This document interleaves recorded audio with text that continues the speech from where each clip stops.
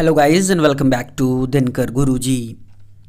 दोस्तों आज के इस वीडियो में हम डिस्कस करने वाले हैं जनरल अवेयरनेस के काफ़ी इंपॉर्टेंट क्वेश्चंस जो कि आपकी आगामी आने वाली इलाहाबाद विश्वविद्यालय की प्रवेश परीक्षाओं के लिए अत्यंत महत्वपूर्ण हैं।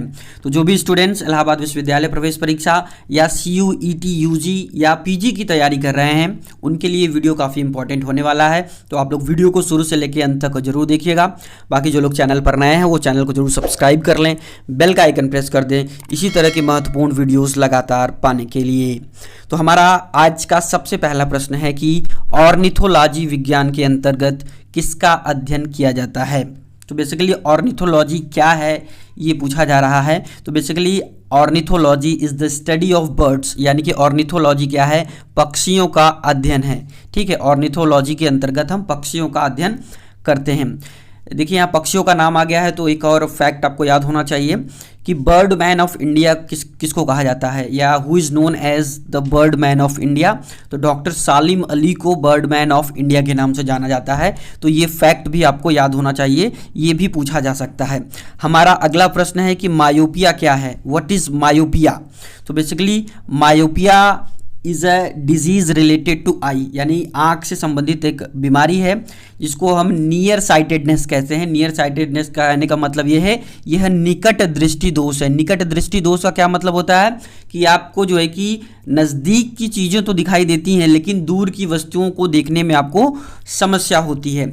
और इसको हम करेक्ट कैसे कर सकते हैं, इसको सही करने का क्या तरीका है, तो हम यहाँ पर हम कॉनकेव लेंस का यूज़ करते हैं और कॉनकेव लेंस का यूज़ करके हम मायोपिया को दूर कर सकते हैं।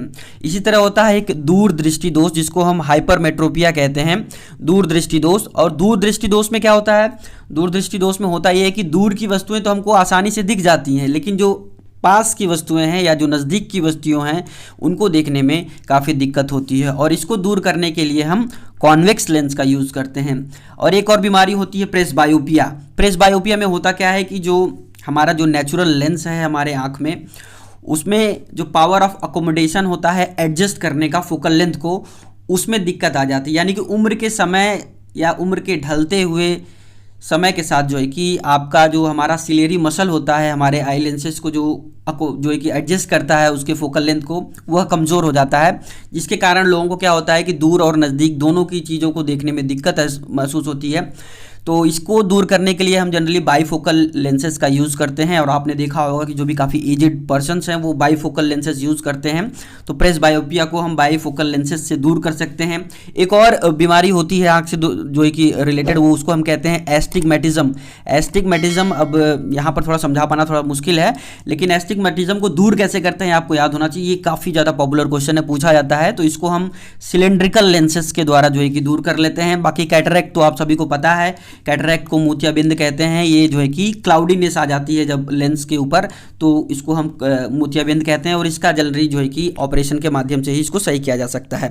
हमारा अगला या तीसरा प्रश्न है आज के इस वीडियो का, वो है इंडिया हाउस कहाँ पर स्थित है। तो इंडिया हाउस जो है कि दोस्तों कहाँ पर स्थित है, ये काफ़ी एक मतलब रिवोल्यूशनरी प्लेस है अगर हम कहें तो। यहाँ पर जो है कि क्रांतिकारी जो गतिविधियाँ थीं उसका एक प्रमुख संस्थान यह माना जाता था।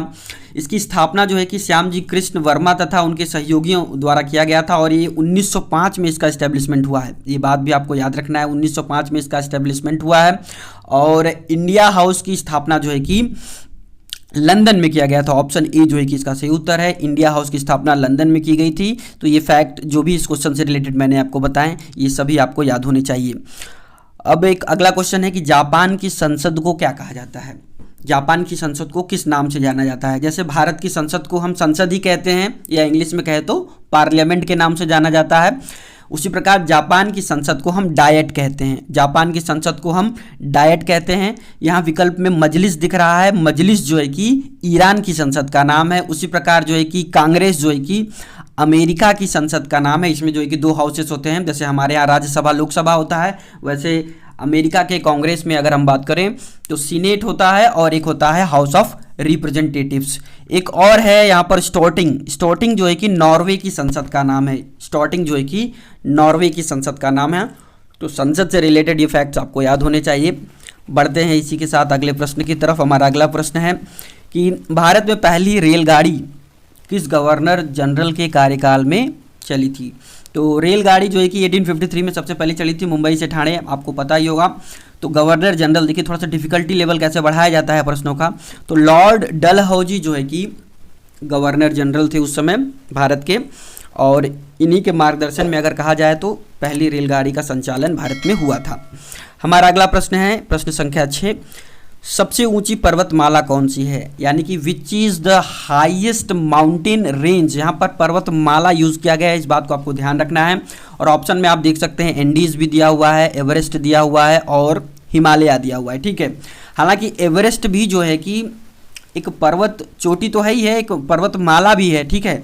लेकिन इस प्रश्न का जो सबसे सटीक उत्तर मुझे लगता है वो होगा हिमालय, ठीक है। हिमालय जो है हाईएस्ट माउंटेन रेंजेस हैं वर्ल्ड की, और लॉन्गेस्ट अगर कहा जाए तो एंडीज जो है कि लॉन्गेस्ट माउंटेन रेंजेस हैं वर्ल्ड की, ठीक है। सबसे लंबी पर्वतमाला अगर पूछा जाए तो आपको एंडीज लगाना है, लेकिन सबसे ऊंची पर्वतमाला अगर पूछा जाए तो आपको क्या लगाना है, हिमालय लगाना है। और इसी तरह एक प्रश्न इस पर और भी बन सकता है कि हिमालय की सबसे ऊंची चोटी या विश्व की सबसे ऊंची चोटी कौन सी है, तो वह जो है कि माउंट एवरेस्ट है। माउंट एवरेस्ट सबसे ऊंची चोटी है। इसमें कई सारे ऐसे प्रश्न घुमावदार बन जाते हैं कि आदमी कंफ्यूज हो जाता है। कई बार ऐसा पूछा जाता है कि भारत में हिमालय की सबसे ऊंची चोटी कौन सी है। भारत में हिमालय रेंज की बात की जा रही है, तो भारत में हिमालय रेंज की सबसे ऊंची चोटी कौन सी है, कंचनजंगा, जो कि सिक्किम और नेपाल के बॉर्डर पर है।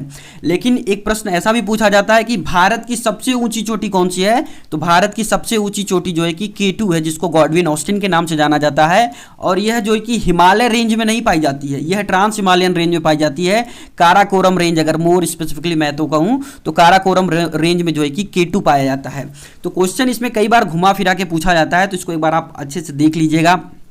और ये जो K2 है, जो गॉडविन ऑस्टिन है, यह POK के रीजन में है।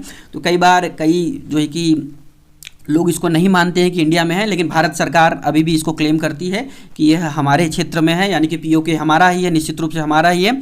तो जो हाईएस्ट माउंट पीक अगर पूछा जाए या माउंटेन पीक पूछा जाए, खाली हाईएस्ट पूछा जाए तो आपको K2 लगाना है, या अगर आपको हिमालयन रेंज में हाईएस्ट पूछा जाए जो कि भारत में है तो आपको कंचनजंगा लगाना है। तो इस क्वेश्चन से रिलेटेड बहुत सारे फैक्ट्स मैंने आपको बता दिए, आप कंफ्यूज भी बहुत ज़्यादा हो चुके होंगे। तो अब बढ़ते हैं इसी के साथ अगले प्रश्न की तरफ। हमारा अगला प्रश्न है कि किस मुगल बादशाह ने हिंदुओं पर लगने वाले जजिया कर को समाप्त कर दिया था। तो जजिया टैक्स जो है कि लिया जाता था जो भी मुगल कालीन जो है कि शासक रहे उनके द्वारा, तो इसको समाप्त किया था अकबर ने, और इसको समाप्त किया था 1564 में। 1564 में जजिया टैक्स जो है कि अबॉलिश कर लिया गया था, रिमूव कर लिया गया था। और इससे जस्ट एक साल पहले 1563 में जो है कि पिलग्रिमेज टैक्स भी देना पड़ता था लोगों को। पिलग्रिमेज टैक्स यानी कि कहीं तीर्थ यात्रा करने अगर आप जा रहे हैं तो आपको उसका टैक्स देना पड़ता था। जैसे बनारस किसी को जाना हुआ, काशी जाना हुआ, मथुरा जाना हुआ, प्रयागराज ही आना हुआ, तो इसका टैक्स देना पड़ता था उस समय। तो अकबर ने जो है कि इस टैक्स को भी अबॉलिश कर दिया था 1563 में, और जजिया टैक्स को जो है कि अबॉलिश किया था 1564 में। तो ये फैक्ट आपको याद होना चाहिए। अगला प्रश्न है कि थियोसॉफिकल सोसाइटी का प्रचार प्रसार भारत में किसने किया है। तो बेसिकली थियोसॉफिकल सोसाइटी की अगर हम बात करें तो इसको इस्टेब्लिश किया था हमारे जो है कि कर्नल ऑलकाट और मैडम ब्लावात्स्की ने, और इसका इस्टेब्लिशमेंट 1875 में न्यूयॉर्क में हुआ था, ठीक है। ये बात आपको याद रखना है, 1875 में न्यूयॉर्क में हुआ था। लेकिन भारत में इसका प्रचार प्रसार अगर हम बात करें तो हमारी जो है कि एनी बेसेंट साहिबा ने किया था, मतलब मैडम एनी बेसेंट ने कहा था, ऐसा मुझे नहीं बोलना चाहिए, तो एनी बेसेंट ने किया था। तो ऑप्शन बी इस प्रश्न का सही उत्तर है। और इसका मुख्यालय अगर भारत में पूछा जाए कहाँ पर बनाया गया था, तो 1882 में मद्रास के अडयार में 1882 में इसका मुख्यालय भारत में बनाया गया था। इसी के साथ बढ़ते हैं अगले प्रश्न की तरफ। हमारा अगला प्रश्न है भारतीय लघु उद्योग विकास बैंक सिडबी का मुख्यालय कहाँ है। तो सिडबी का सबसे पहले फुल फॉर्म आपको पता होना चाहिए, small industries development bank of India के नाम से इसको जाना जाता है। और इसकी स्थापना 1990 में हुई थी, और इसका मुख्यालय उत्तर प्रदेश के लखनऊ में है। तो इस प्रश्न से रिलेटेड ये फैक्ट आपको याद होना चाहिए। बढ़ते हैं प्रश्न संख्या 10 की तरफ। 10वां प्रश्न है हमारा कि भारत में अंतर्राष्ट्रीय महत्व का मुक्त व्यापार बंदरगाह कौन सा है। मुक्त व्यापार बंदरगाह कौन सा है, तो ऑप्शन सी हमारा कांडला पोर्ट जो है गुजरात में जो है स्थित है, और इसका नाम अब वर्तमान में पंडित दीनदयाल उपाध्याय पोर्ट कर दिया गया है। तो ये भी आपको याद रखना है।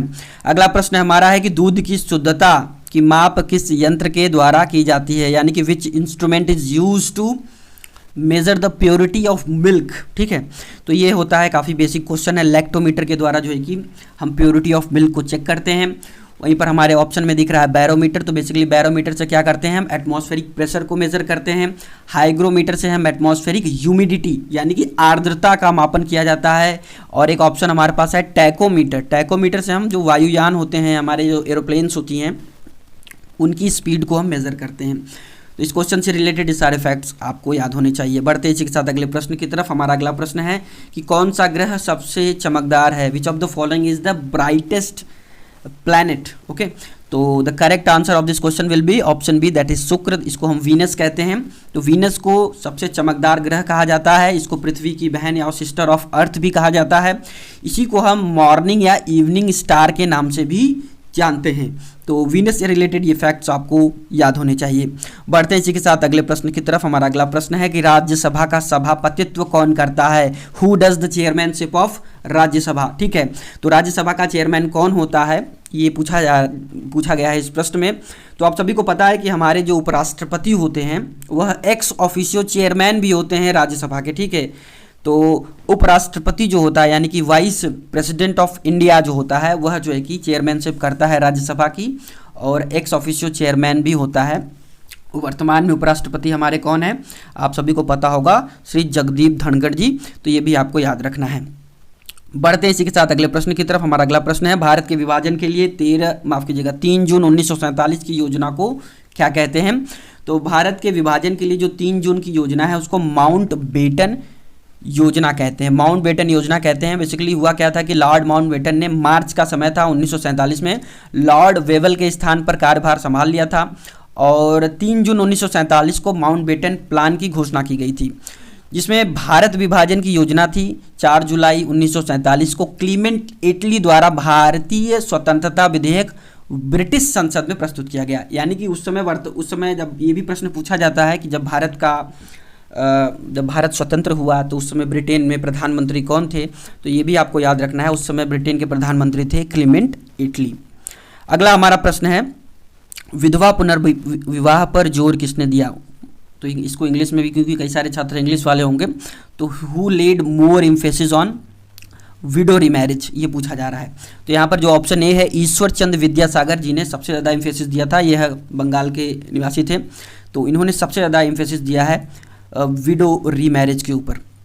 हमारा अगला प्रश्न है कि व्यक्तिगत स्वतंत्रता के लिए किस शब्द का प्रयोग किया गया है, या किस शब्द का प्रयोग किया जा सकता है। तो ऑप्शन आप देखेंगे तो थोड़ा कंफ्यूज हो सकते हैं कि मैंडमस, हैबियस कॉर्पस, को वारंटो और सर्टियोरी।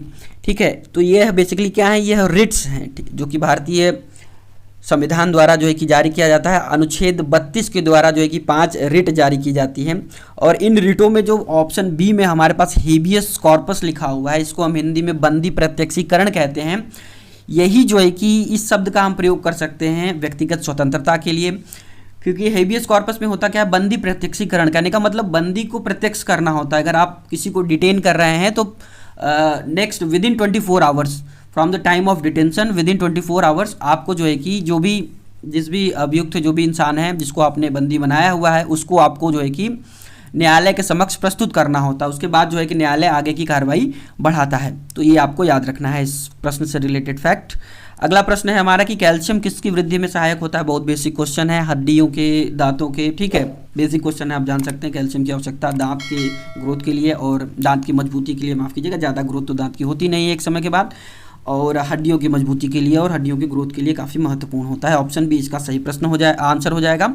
18वां प्रश्न है कि अरब सागर में गिरने वाली नदी कौन सी है। बहुत ही महत्वपूर्ण प्रश्न है। अरब सागर में यानी कि अरेबियन सी में गिरने वाली नदी कौन सी है। तो यहाँ पर आप देख सकते हैं ऑप्शन में हमारे पास ताप्ती है, तो ऑप्शन सी जो है कि सही उत्तर हो जाएगा। इसके अलावा, ताप्ती के अलावा अगर हम बात करें तो कौन कौन सी नदियाँ हैं, साबरमती रिवर है, और सबसे इम्पोर्टेंट नर्मदा है, माही है, और एक और रिवर थी, याद नहीं आ रहा है, हाँ, और एक लूनी रिवर है। लूनी रिवर जो है कि ये सभी रिवर्स जो है क्या है, ये अरब सागर में गिरती हैं। इसमें एक घुमाकर प्रश्न ये पूछा जाता है कि इसमें कौन सी नदी जो है कि एस्च्यूरी बनाती हैं। एस्च्यूरी बनाती है ये नदियाँ जो अरब सागर में गिरती हैं, यह डेल्टा का निर्माण नहीं करती हैं, ये एस्च्यूरी बनाती हैं। तो ये भी आपको याद रखना है। तो यही नदियाँ हैं जो नदियों का नाम मैंने बताया, यानी कि जैसे ताप्ती हुई, नर्मदा हुई, माही हुई, साबरमती, लूनी, ये जो है कि एस्च्यूरी भी बनाती हैं। हमारा अगला प्रश्न है इसी के साथ कि निम्न में से किसकी उपस्थिति के कारण शरीर के भीतर रक्त नहीं जमता है। ठीक है, which of the following is responsible for the clotting of blood in our body, inside our body. तो डी क्लॉटिंग के लिए यानी कि रक्त न जमने के लिए रिस्पॉन्सिबल क्या होता है? हिपैरिन जो है कि रक्त न जमने के लिए रिस्पॉन्सिबल होता है। ऑप्शन सी जो है कि इसका सही उत्तर हो जाएगा। अगला प्रश्न है हमारा कि मोहम्मद बिन तुगलक की मृत्यु के बाद दिल्ली का सुल्तान कौन बना। ठीक है, who became the sultan of Delhi after the death of Mohammad bin Tughlaq. तो काफ़ी इंपॉर्टेंट है तुगलक डायनेस्टी अगर बात की जाए दिल्ली सल्तनत के परिप्रेक्ष्य में। तो एमबीटी के बाद जो है कि एफएसटी यानी कि फिरोज शाह तुगलक जो है कि यहाँ का सुल्तान बनता है। ये फैक्ट आपको याद रखना है और इनके कार्यों को भी याद रखना है। एफएसटी ने बहुत सारे रिफॉर्म्स किया, एडमिनिस्ट्रेटिव रिफॉर्म्स किया और जो है कि मिलिट्री रिफॉर्म्स किया, रेवेन्यू सिस्टम में काफ़ी चेंजेस लाए। तो इनका काफ़ी महत्वपूर्ण योगदान है। तो आप लोग इसको अगर डिटेल में आपके पास समय रहे तो जरूर पढ़िएगा। हमारा अगला प्रश्न है कि निम्नलिखित में से या निम्नांकित में से कौन सा उदारवादी नेता नहीं था। विच of the following was not the liberal leader, हम कह सकते हैं इंग्लिश में इसका प्रश्न इस तरह बनाया जा सकता है। तो लिबरल कौन नहीं था? आपको ये पता होगा सूरत स्प्लिट के बाद जो इंडियन नेशनल कांग्रेस थी वो दो गुटों में बढ़ जाती है। एक उदारवादी गुट होता है और एक जो है कि गरम गुट कह सकते हैं या गरम दल जिसको कहते हैं, गरम दल और नरम दल। तो गरम दल में कौन कौन लोग थे? लाल बाल पाल यानी कि लाला लाजपत राय, बाल गंगाधर तिलक और बिपिन चंद्र पाल। ठीक है, तो ये जो है कि गरमपंथी थे। यहाँ पर हम देखेंगे तो लाला लाजपत राय, बाल गंगाधर तिलक, बीजी तिलक ये गरम दल के नेता थे, ये उदारवादी नहीं थे। तो ऑप्शन डी जो है कि इस प्रश्न का सही उत्तर हो जाएगा। जबकि नरम दल में ये लोग थे, गोपाल कृष्ण गोखले थे, मदन मोहन मालवीय थे, दादा भाई नौरोजी थे। ये लोग नरम दल के नेता हुआ करते थे। तो इस क्वेश्चन से रिलेटेड ये जो है कि बातें आपको याद होनी चाहिए। बढ़ते हैं इसी के साथ अगले प्रश्न की तरफ। हमारा अगला प्रश्न है कि भगवान बुद्ध ने अपना भगवान बुद्ध ने अपना उपदेश धर्म चक्र प्रवर्तन कहाँ पर किया था। ठीक है, या पूछना ये चाह रहे हैं कि भगवान बुद्ध ने अपना सबसे पहला उपदेश कहाँ पर दिया था और इसी उपदेश को, जो पहला उपदेश भगवान बुद्ध देते हैं, उसी को धर्म चक्र प्रवर्तन कहा गया है। ठीक है, और इसको दिया कहाँ था? इन्होंने सारनाथ में दिया था। ठीक है, ये आपको याद होना चाहिए। ऑप्शन डी जो है कि सही उत्तर है। बनारस के पास सारनाथ में जो है कि भगवान बुद्ध ने अपना पहला उपदेश दिया और इसी पहले उपदेश को धर्म चक्र प्रवर्तन कहा जाता है। ठीक है, बढ़ते हैं इसी के साथ अगले प्रश्न की तरफ। हमारा अगला प्रश्न है कि शेर शाह की कब्र कहाँ पर स्थित है। शेर शाह सूरी जो है कि जिसने सूर साम्राज्य की स्थापना की थी, मुगल डायनेस्टी के बीच में ही आकर जो है कि हुमायूं को हराकर जो है कि सूर साम्राज्य की स्थापना की थी। दिल्ली सल्तनत, माफ़ कीजिएगा, दिल्ली सल्तनत नहीं कहा जाएगा उसको। तो शेर शाह सूरी की जो कब्र है उस पर आते हैं तो वो सासाराम में है, बिहार के सासाराम में इसकी कब्र है। और शेर शाह सूरी को भी एडमिनिस्ट्रेटिव रिफॉर्म्स के लिए जाना जाता है। साथ ही साथ इसका काफ़ी फेमस जो कार्य है वो है जीटी रोड का निर्माण। ठीक है, जो पंजाब से लेके कलकत्ता तक या बंगाल तक जो कहा जाएगा, वहाँ तक जो GT road, grand trunk road जो बनाई थी वो शेर शाह सूरी के द्वारा ही बनाई गई थी। तो बढ़ते हैं इसी के साथ अगले प्रश्न की तरफ। हमारा अगला प्रश्न है कि वैदिक युग में ग्राम समूहों को क्या नाम दिया जाता है। तो ये देखिए काफ़ी थोड़ा सा डेप्थ में क्वेश्चन है। हालांकि लूसेंट जो जीके की बुक है उससे बाहर कोई भी प्रश्न नहीं है। हालांकि लूसेंट की जीके की बुक को पढ़ना भी एक कठिन टास्क माना जा सकता है। तो बात कर लेते हैं वैदिक काल में जो है कि सबसे जो छोटी राजनीतिक इकाई होती थी उसको हम क्या कहते थे? कुल या परिवार कहते थे। जो सबसे छोटी इकाई होती है उसको कुल या परिवार कहते थे। और कई सारे कुल को अगर मिला लिया जाता था तो उसको हम ग्राम कहते थे। और अनेक ग्रामों के समूह को यानी कि ग्रुप ऑफ ग्राम को हम क्या कहते थे? विस कहा जाता था। तो यहाँ पर पूछा गया है ग्राम समूह को क्या कहते हैं, तो ग्राम समूह को हम विस कहते हैं वैदिक काल में। ठीक है, बढ़ते हैं इसी के साथ हम अपने आज के अंतिम प्रश्न की तरफ। हमारा अंतिम प्रश्न है कि निम्नलिखित में से किसके शासनकाल के दौरान वेनसांग भारत की यात्रा पर आया था। तो वेनसांग जो है कि चीनी यात्री था और ये किसके शासनकाल में भारत की यात्रा पर आया था।